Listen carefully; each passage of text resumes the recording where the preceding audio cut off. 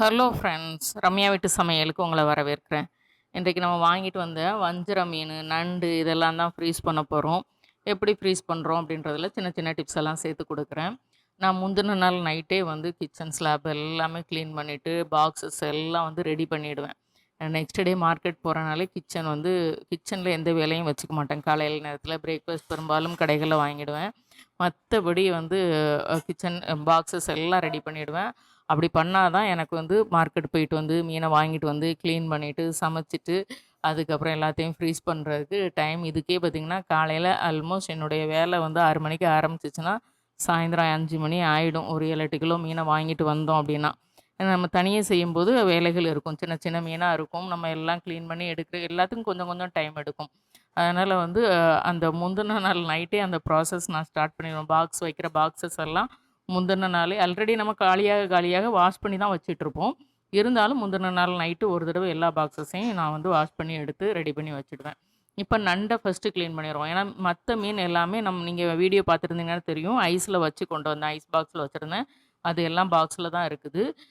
நண்டு மட்டும் எனக்கு பாக்ஸில் வைக்க இடம் இல்லாதனால சும்மா கவரில் வச்சு கொண்டு வந்தேன். வந்ததுமே நான் ஃப்ரீசரில் வச்சுட்டேன்.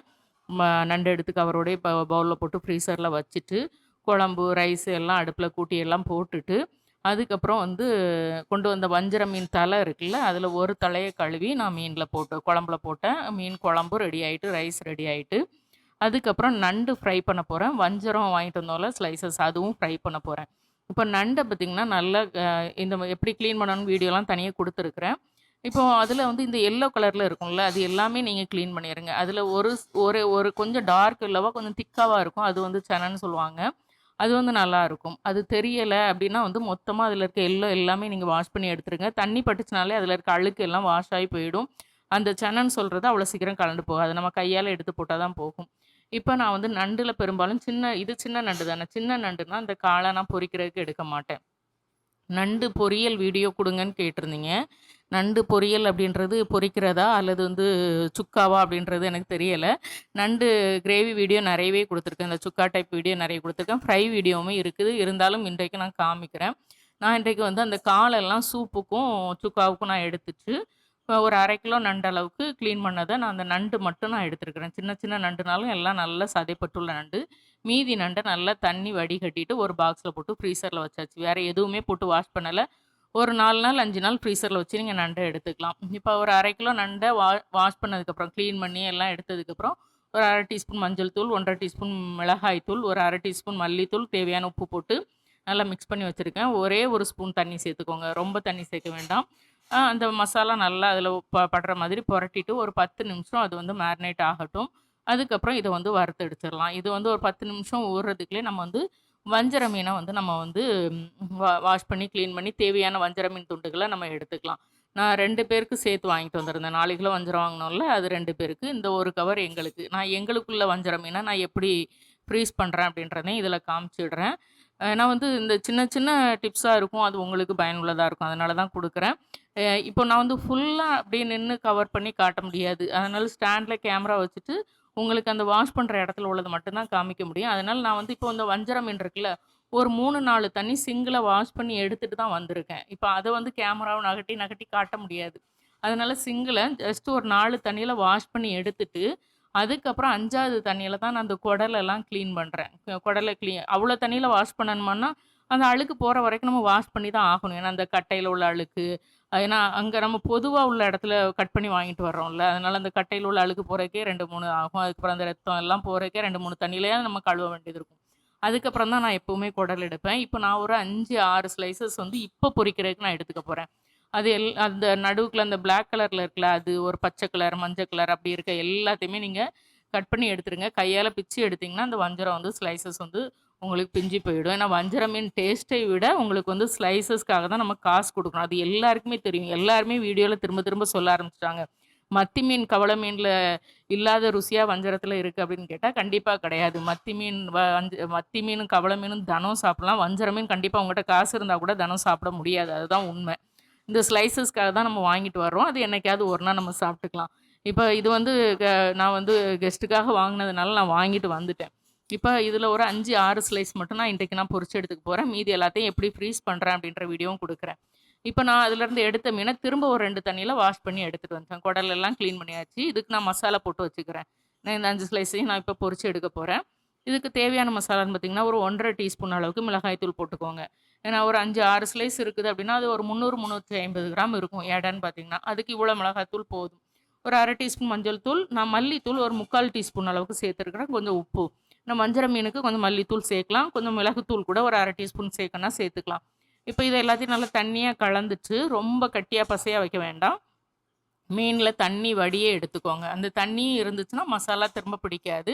நல்லா தண்ணி வடிய வச்சு நீங்கள் மசாலா போடணும். ஒரு நிமிஷம் நீங்கள் அந்த ஃபில்டரில் போட்டு வடிய விட்டிங்கனாலே நல்லா தண்ணி வடிஞ்சிரும். அதுக்கப்புறம் நீங்கள் மசாலா போடுறது கரெக்டாக இருக்கும்.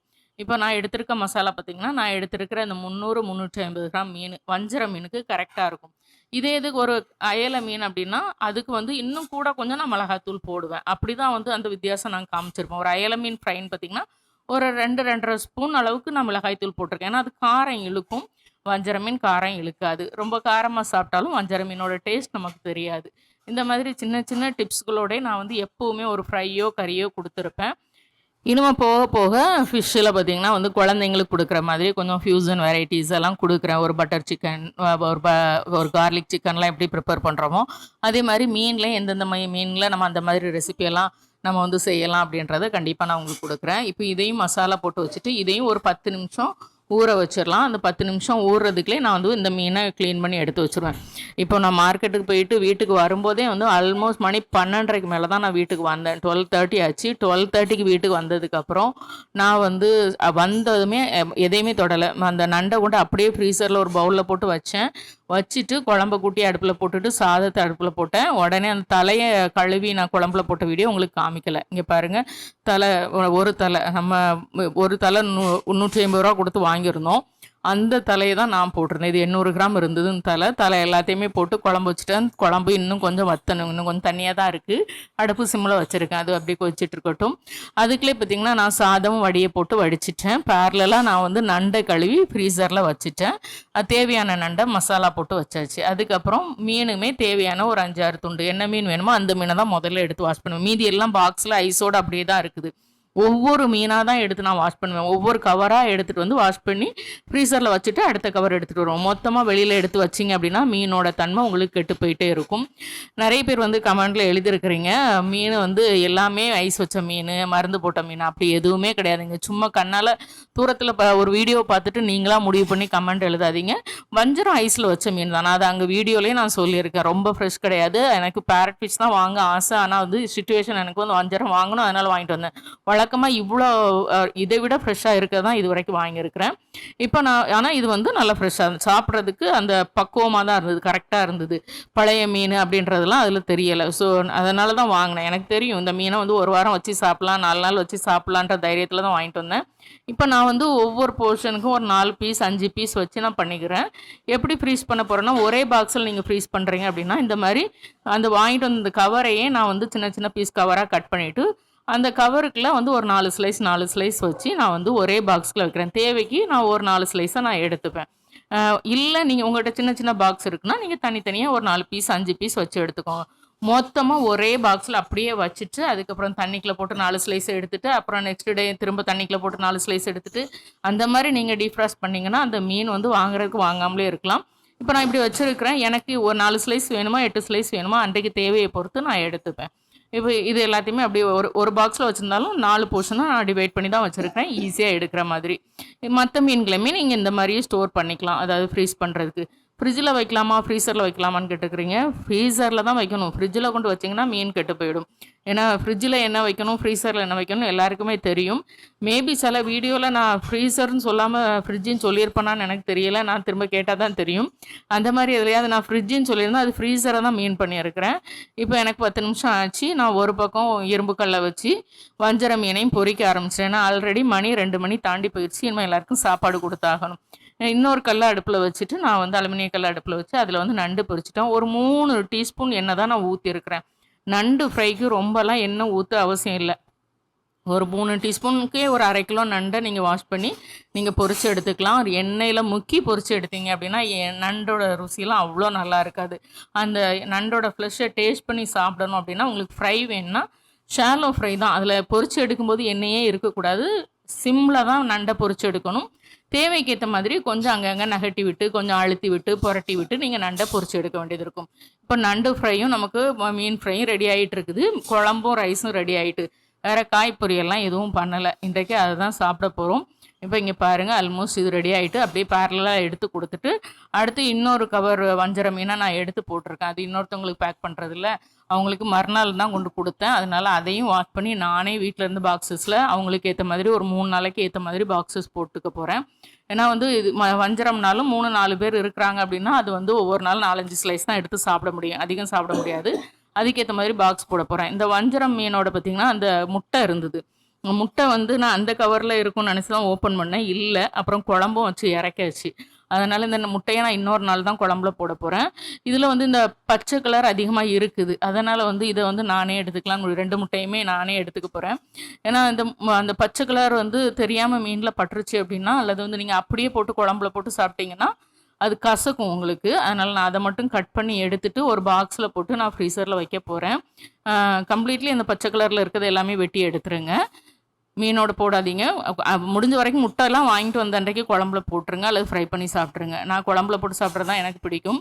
நான் கடலில் கிடைக்கக்கூடிய மீனை தான் நான் வந்து முட்டைகள் சாப்பிட்ருக்கேன். நல்ல தண்ணி மீன் முட்டைகள் நான் சாப்பிட்டது இல்லை. அதுவுமே கமெண்ட் கேட்டிருந்தீங்க, எந்தெந்த மீனில் உள்ள முட்டையெல்லாம் சாப்பிட்லான்னு சொல்லிட்டு. கண்டிப்பாக அதனுடைய தகவல் கிடைக்கும்போது நான் உங்களுக்கு கொடுக்குறேன்.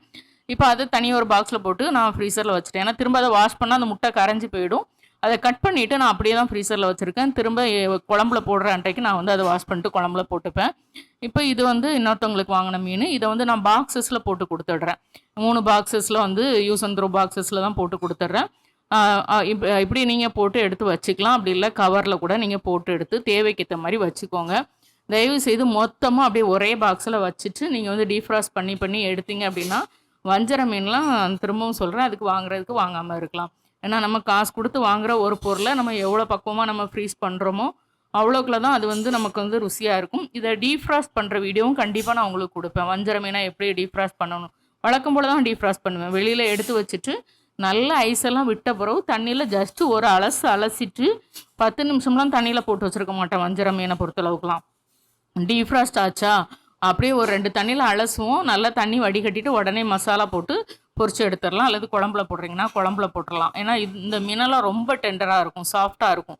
அப்போ அந்த மீனுக்குள்ள பக்குவத்தில் நம்ம அதை சமைச்சாதான் வாங்கினதுலேருந்து சமைக்கிற வரைக்கும் நீங்கள் பக்குவமாக அதை யூஸ் பண்ணால் மட்டும்தான் வந்து அவங்களுக்கு அந்த டேஸ்ட் மாறாமல் இருக்கும். இப்போ அதை ஒரு 3-4 பாக்ஸில் போட்டு நான் ஃப்ரீசரில் கொண்டு வச்சாச்சு. அடுத்து பாறை மீனையும் 2-3 தண்ணியில் வாஷ் பண்ணி எடுத்துகிட்டு வந்துட்டேன். நான் எல்லா மீனுமே ஒரு 2-3 தண்ணியில் வாஷ் பண்ணிவிட்டு வந்துட்டு தான் உங்கள்கிட்ட காமிக்கிறேன். 3ஆவது தண்ணி 4ஆவது தண்ணியில் தான் நான் வந்து இந்த குடலெல்லாம் க்ளீன் பண்ணுவேன் எப்போவுமே. ஏன்னா நமக்கு தெரியாது அந்த மீன் வந்து எப்படி வந்து அது அங்கே இருந்தது அப்படின்னு சொல்லிட்டு. அதனால் நான் எப்போவுமே நான் சொல்கிறது தான், நான் யாரையும் நம்ப மாட்டேன், என்ன நம்புவேன் அவ்வளோதான். அதனால் நான் 3-4 தண்ணியில் நல்லா கழுவுனதுக்கப்புறம் தான் அந்த முடிஞ்ச வரைக்கும் சின்ன மீன்கள்லாம் வீட்டில் கொண்டு வந்து க்ளீன் பண்ணுவேன். பெரிய மீன் நமக்கு தெரியாது, நம்மளால் கட் பண்ண முடியாது. அதனால் அங்கே கடையில் கொடுத்து க்ளீன் பண்ணிட்டு வரோம், அதை கட் பண்ணி வாங்கிட்டு வர்றோம். இப்போ நான் இதையுமே பாக்ஸஸில் போட்டு வச்சு நல்ல ஃப்ரெஷ்ஷான பாறை மீன் எனக்கு வந்து, அதனால் தலையெல்லாம் நான் எனக்கு எடுத்து வச்சுட்டேன் குழம்பு வைக்கிறதுக்கு. துண்டெல்லாம் வந்து ஃப்ரெண்டுக்கு கொடுத்துட்டு நான் வந்து கொஞ்சம் துண்டுகள் மட்டும் எனக்கு எடுத்து வச்சுருக்கேன். ஏன்னா கண்டிப்பாக இதையும் டேஸ்ட் பண்ணி பார்க்கணும். நல்ல ஃப்ரெஷ்ஷான பாறை மீன், மஞ்சள் பாறை மீன் ருசியாக இருக்கும். பாறை மீனில் தேங்காய் பாறைக்கு எடுத்து மஞ்சள் பாறை தான் எனக்கு பிடிக்கும். இது மாமியா பாறைன்னு சொல்லுவாங்களே, முசல் பாறை, அது கூட இந்த வீடியோவில் காமிச்சிருக்கிறேன். ஆனால் அந்த பாறை மீன்லாம் நமக்கு எப்போவுமே கிடைக்காது. இந்த மஞ்சள் பாறையும் நமக்கு வந்து தேங்காய் பாறையும் ஓரளவுக்கு ஆல் சீசன் கிடச்சிட்டு இருக்கக்கூடிய நல்ல ருசியான மீன். அதனால் இது 2ம் கிடச்சிச்சுன்னா நான் எப்போவுமே வாங்குவேன். இப்போ நம்ம வந்து பாறை மீனையும் க்ளீன் பண்ணி ஃப்ரீசரில் கொண்டு வச்சாச்சு. அடுத்து வந்து வஞ்சரம் வாங்கியிருந்ததில் 1 நம்ம குழம்புல போட்டாச்சு. இந்த தலை வந்து நம்ம வெட்டினோம்ல அந்த மீனில் உள்ள தலை. இப்போ இந்த மீனையுமே நம்ம தலைப்பகுதியும் 2-3 தண்ணியில் நான் வாஷ் பண்ணி எடுத்துகிட்டு வர்றேன்.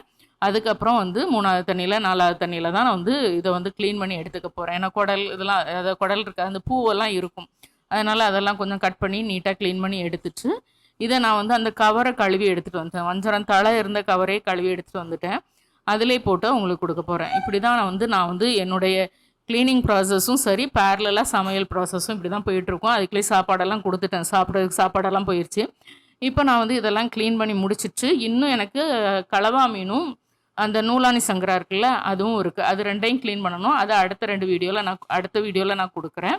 இப்போ இது வரைக்கும் வஞ்சரம் தலை க்ளீன் பண்ண வரைக்கும் இந்த வீடியோவில் காமிச்சிருக்கேன். இதே மாதிரியே நீங்கள் வஞ்சரம் வாங்கிட்டு வந்தீங்க அப்படின்னா அப்படி உங்களுக்கு செக்ஷனாக போட்டு ஒரே பாக்ஸில் வைங்க. அப்படி இல்லை நீங்கள் வந்து தனித்தனி பாக்ஸில் 4-5 ஸ்லைஸ் உங்களுக்கு தேவைக்கு ஏற்ற மாதிரி போட்டு வச்சுக்கோங்க.